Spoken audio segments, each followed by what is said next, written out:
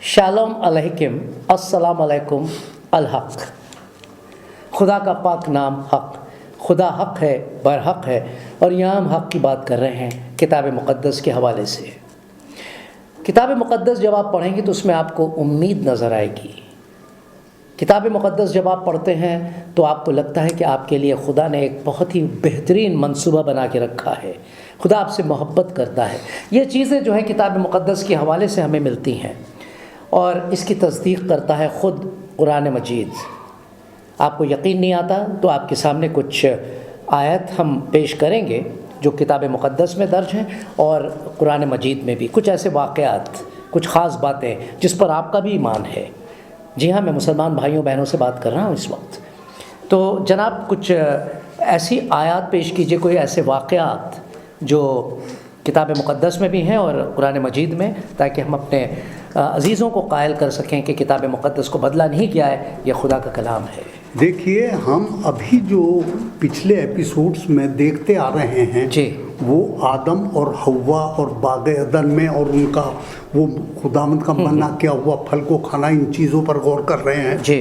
और अब जो हम देखेंगे वो ये देखेंगे कि किस तरह से खुदावंद ने आदम और हज़रत हव्वा को बाग़ अदन से बेदखल किया, यानी निकाला। जी जी। तो इसके लिए मैं पढ़ना चाहूँगा सूरह अल-अराफ और उसका 23 से 26 आयत जी तक। तो यहाँ लिखा, ये 7वां सूरा है शायद कुरान मजीद का, 7वां सूरा है। 7वां सूरा है। तो यहाँ लिखा है, दोनों अर्ज करने लगे कि परवरदिगार, हमने अपनी जानों पर जुल्म किया और अगर तू हमें नहीं बख्शेगा और हम पर रहम नहीं करेगा तो हम तबाह हो जाएंगे। खुदावंद ने फरमाया कि तुम सब बहिश्त से उतर जाओ, यानी बाग़ अदन से निकल जाओ। अब से उतर जाओ। हाँ, एक दर्जा दिया गया था, दर्जा जो दिया गया था। अब से तुम एक दूसरे के दुश्मन हो और तुम्हारे लिए एक वक्त ख़ास तक ज़मीन पर ठिकाना और ज़िंदगी का सामान कर दिया गया है, यानी उनको उम्र दे दी गई है। ज़िंदगी की एक पाबंदी लगा दी कि इतने दिन जीते रहोगे, यानी कहा कि इसमें तुम्हारा जितना जीना होगा और उसी में मरना होगा और उसमें से क़यामत को जिंदा करके निकाले जाओगे। ए बनी आदम, हमने तुम पर पोशाक उतारी कि तुम्हारा सत्र ढांके और तुम्हारे बदन को जीनत दे, और जो परहेजगार लिबास है वो सबसे अच्छा है और ये खुदा की निशानियां हैं ताकि लोग नसीहत पकड़ें। जी हाँ। अब यहाँ मैं ज़रा सा एक चीज़ बोलना पाऊंगा इस लिबास के ऊपर। जो खुदा ने उन्हें लिबास दिया था बाग़ अदन निकालने से पहले, वो चमड़े का लिबास था। तो यहाँ कहता है, ए बनी आदम, हमने तुमको पोशाक उतारी, यानी पोशाक दी ताकि तुम्हारा सतर ढके, तुम्हारे बदन की वो जीनत दे, यानी वो लिबास दिया कि वो देखने में अच्छा लगे, बदन को जीनत दे और तुम्हारा नंगापन भी ढके। तो खुदावंद हमारे नंगेपन को भी ढकता है और हमें जीनत भी देता है, हमें अच्छे लगने के लिए खूबसूरती देता है। ये सब कुछ खुदावंद के हाथ में है। बहुत से लोग अपने जिस्म पर ये मलेंगे, वो मलेंगे, मुंह पर ये करेंगे, वो करेंगे खूबसूरती के लिए, लेकिन वो वैसे के वैसे ही रहते हैं। जी हाँ। अब यहाँ पर हम देखते हैं किताब मुक़द्दस के हवाले से कि क्या होता है जब इनकी चोरी पकड़ी जाती है कि दोनों ने गुनाह किया है खुदा के सामने। वो जब आते हैं और बहुत घबराए हुए हैं, बहुत परेशान हैं। तो मैं पढ़ूँगा पैदाइश की किताब, यानी 3 बाब से पैदाइश की किताब के 14वीं जो आयत है वहाँ से। और खुदा ने सांप से कहा, इसलिए कि तूने ये किया, तू सब चौपाएँ और दश्ती जानवरों में मलाऊन ठहरा, तो अपने पेट के बल चलेगा और अपनी उम्र भर खाक चाटेगा। और मैं तेरे और औरत के दरमियाँ और तेरी नस्ल और औरत की नस्ल के दरमियाँ अदावत डालूंगा, वो तेरे सिर को कुचलेगा और तू उसकी एड़ी को काटेगा। फिर उसने औरत से कहा, मैं तेरे दर्द हमल को बहुत बढ़ाऊंगा, तो दर्द के साथ बच्चे जनेगी और तेरी रग़बत अपने शौहर की तरफ होगी और वह तुझ पर हुकूमत करेगा। और आदम से उसने कहा, चूँकि तूने अपनी बीवी की बात मानी और उस दरख्त का फल खाया जिसकी बाबत मैंने तुझे हुक्म दिया था कि उसे ना खाना, इसलिए ज़मीन तेरे सबब से लानती हुई है। मशक्क़त के साथ तो अपनी उम्र भर उसकी पैदावार खाएगा और वह तेरे लिए कांटे और ऊँट कटारे उगाएगी और तू खेत की सब्ज़ी खाएगा। तू अपने منہ کے پسینے کی روٹی کھائے گا جب تک کہ زمین میں تو پھر لوٹ نہ جائے، اس لیے کہ تو اس سے نکالا گیا ہے، کیونکہ تو خاک ہے اور خاک میں پھر لوٹ جائے گا۔ تو اس طرح سے خدا پاک جو ہے وہ فرماتے ہیں، اور خدا پاک جو ہے اپنا انصاف دکھا رہے ہیں۔ خدا نے کہا 20 میں اور وہاں پر 20 میں ہے، اور آدم نے اپنی بیوی کا نام ہوا رکھا اس لیے کہ وہ سب زندوں کی ماں ہے، اور خدا نے آدم اور اس کی بیوی کے واسطے چمڑے کے کرتے بنا کر انہیں پہنائے، اور خدا نے کہا دیکھو انسان نیک و بد کی پہچان میں ہم میں سے ایک کی مانند ہو گیا، اب کہیں ایسا نہ ہو کہ وہ اپنا ہاتھ بڑھائے اور حیات کے درخت سے بھی کچھ لے کر کھائے اور ہمیشہ جیتا رہے۔ اس لیے خدا نے اسے باغ عدن سے باہر نکال دیا تاکہ وہ زمین کی جس سے وہ لیا گیا تھا کھیتی کرے۔ چنانچہ اس نے آدم کو نکال دیا اور باغ عدن کے مشرق کی طرف کروبیوں کو اور چوگرد گھومنے والے شعلہ زن تلوار کو رکھا کہ وہ زندگی کے درخت کی راہ کی حفاظت کرے۔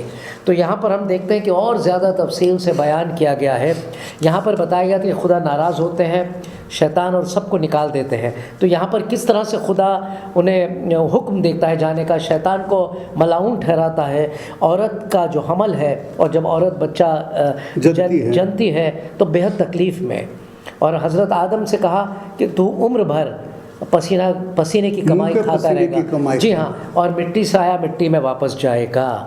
تو اس طرح سے کتاب مقدس بھی وہی فرماتی ہے، اور آگے یہ بھی فرمایا گیا جس طرح سے یہاں پر بتایا گیا کہ دونوں کے لیے خدا نے لباس بنائے، چمڑے کے لباس دونوں کو پہنائے۔ آپ نے بہت خوبصورتی سے بیان کیا کہ جو ننگا پن انسان کا ہے، کیونکہ آپ دیکھیے نا اگر ہم برہنہ رہیں تو کتنے بدصورت لگتے ہیں۔ جی ہاں، لوگوں کو بہت پسند ہے یہ چیزیں کرنا، مگر دیکھا جائے تو کپڑوں میں ہی انسان اچھا اور خوبصورت نظر آتا ہے، کپڑے ہی انسان کی شان کو بڑھاتے ہیں۔ جی ہاں، کیونکہ جو ہمارے جسم کی جو ننگائی ہے، جو گناہ ہمارے اندر آیا، وہ بہت ہی بدصورت ہوتا ہے، بد شکل ہوتا ہے۔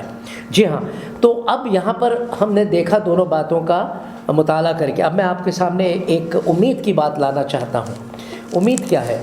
یہاں پر قرآن مجید میں لکھا تھا کہ قیامت تک، کب تک؟ قیامت تک حضرت آدم جو ہیں دفن رہیں گے، ان کی مٹی میں مل جائیں گے، قیامت کے وقت انہیں پھر سے خدا جو ہے زندہ کرے گا۔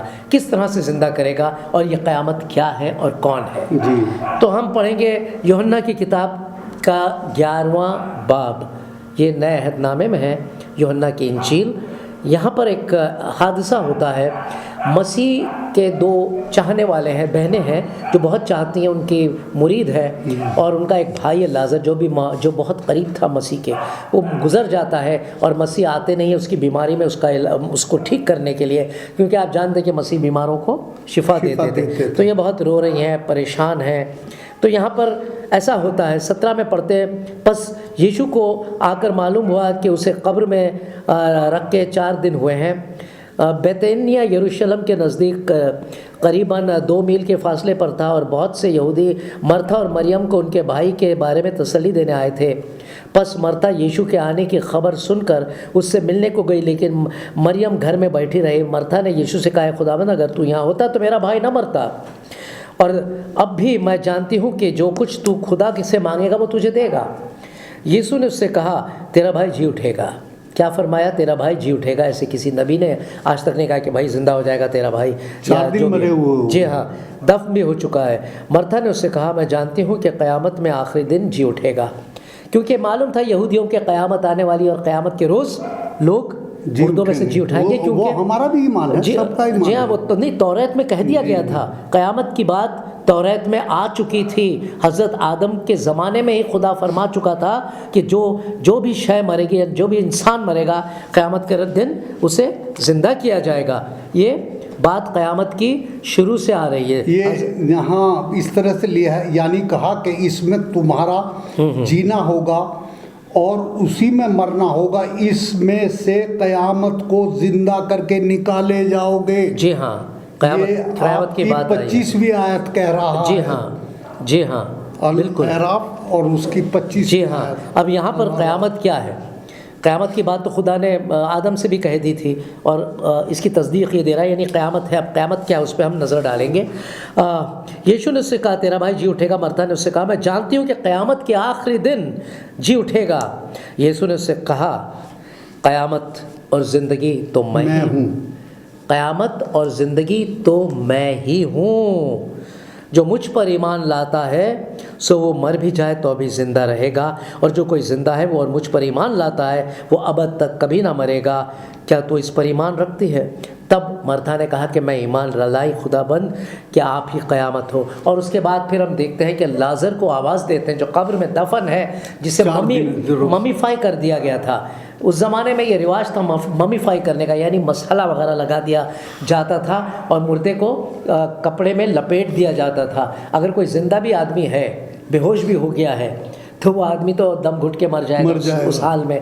تو اس وقت لازر جو تھے اندر پڑے ہوئے تھے، اور مسیح نے آواز دی لازر باہر آ، اور لازر باہر آیا جیتا جاگتا صحیح سلامت، اور انہیں مسیح نے اپنی بہنوں کے سپرد کر دیا، جو ان کی بہنیں تھیں لازر کی، ان کے ہاتھوں میں دے دیا، ان کے سپرد کر دیا۔ تو یہ بات ہے صاحب، یہ ہونے والا ہے قیامت کے روز، اور آپ بھی مانتے ہیں کہ مسیح آنے والے ہیں اور مردوں کو زندہ کریں گے، اور آپ یہ بھی مانتے ہیں کیونکہ قرآن مجید میں لکھا ہے کہ مسیح جو ہیں وہ مردوں کو زندہ کرتے آئے ہیں۔ جی ہاں بتائیں۔ میں یہاں ایک چیز پر، ایک الفاظ پر روشنی ڈالنا چاہوں گا۔ جی، جب خداوند یشوع مسیح وہاں آتے ہیں جی، اور مارتھا سے ملتے ہیں، جی، تو مارتھا ایک الفاظ کہتی ہے، ایک سینٹنس کہتی ہے، جی، اگر تو یہاں ہوتا تو میرا بھائی نہ مرتا۔ وہ جی، خداوند کی طاقت کو ایک لیمٹ میں، ایک باؤنڈری میں باندھ دیتی ہے، ایک چار دیواری میں باندھ دیتی کہ اگر تو یہاں ہوتا، کیا خداوند وہاں سے نہیں زندہ کر سکتا؟ اس سے پہلے اگر آپ پڑھیں گے تو خداوند یسوع مسیح جانتا تھا، جب وہ اپنے شاگردوں سے بات کر رہے ہیں تو وہ کہہ رہے ہیں کہ زندہ کر دوں گا، وہ جاگ اٹھے گا۔ تو خداوند میں لوگ مرتے نہیں، سوتے ہیں، اور خداوند کی قوت، اس کی طاقت آج بھی ایسی ہے، وہ کہیں سے بھی جیرس کی صوبیدار کے نوکر کی بات جب ہم دیکھتے ہیں تو اس نے کہا خداوند میرا گھر اس قابل نہیں ہے کہ تو وہاں جا سکے، تو یہیں سے کہہ دے تو میرا خادم زندہ ہو جائے گا، شفا ہو جائے گا۔ تو اس نے وہیں سے کہا اور وہ شفا ہوگا۔ ہم خداوند کی قوت کو ایک لیمٹ میں باندھ دیتے ہیں، وہ غلط ہے۔ خداوند ہر جگہ موجود ہے، وہ رب الافواج ہے، وہ سب کچھ کر سکتا ہے۔ اس پر ایمان لائیں، خداوند یسوع مسیح پر ایمان لائیں، وہ آپ کو برکت دے گا۔ آمین آمین، ضرور ضرور، کیوں نہیں۔ تو عزیزوں، یہ رہا ہمارا آج کا ایپیسوڈ۔ یہاں پر ہم نے ثابت کر کے دکھایا آپ کو کہ کتاب مقدس برحق ہے۔ تو اب اجازت چاہتے ہیں، اگلے ایپیسوڈ میں پھر ملاقات ہوگی، تب تک کے لیے خدا حافظ۔ خدا حافظ۔